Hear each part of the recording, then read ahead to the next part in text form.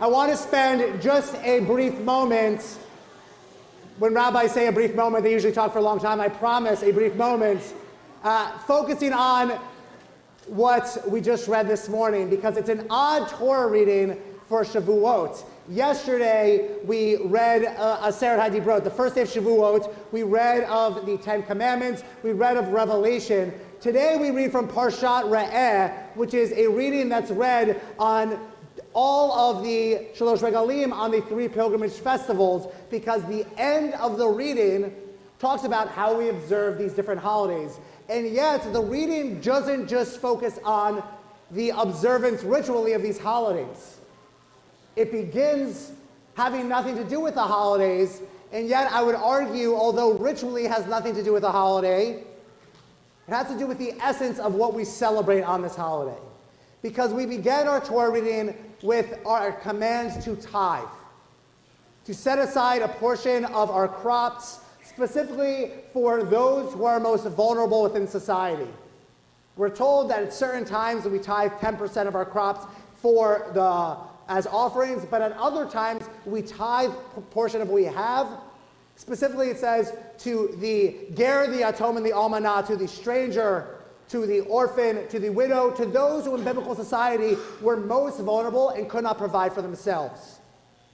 And then we're told at the beginning of chapter 15, we're told that there should be no one who is needy among you.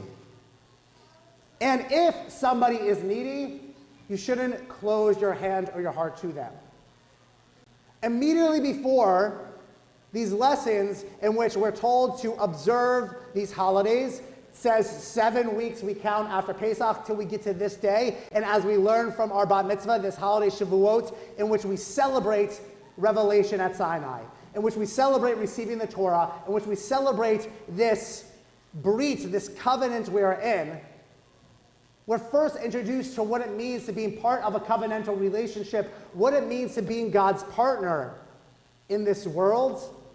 It means to take care of those who are most vulnerable. It means that we strive to create a world in which there are no needy among us. But it also means that we realize and recognize the reality of the world that we live in. That is almost a messianic idea, right? A utopian society that has not existed since Eden. So as long as we don't get to that point, until we get to that point, it doesn't mean that we sit around and wait. Rather, it says we open up our hands and our hearts. So what does it mean as a bat mitzvah? What does it mean as a person to be a part of this covenantal relationship? It means that we don't close our hands or our hearts.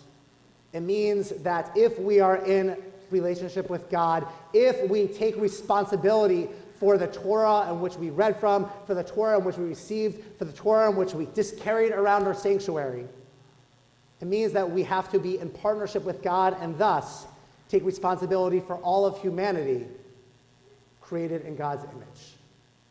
Because the Torah is meaningless if we stay up all night, which some of us did on Thursday night, and study Torah, but we ignore the needs of our neighbors. The Torah is meaningless if we hear the Torah be chanted, but we ignore those who are in need calling out to us. So we do both. We study so that we can do. Na'aseh v'nishma, we're told, and in doing, we come to understand. And taking care of those who are most vulnerable, then we truly understand what it means to be a part of this covenant and to uphold this Torah. That is our task. Now we need to get to work.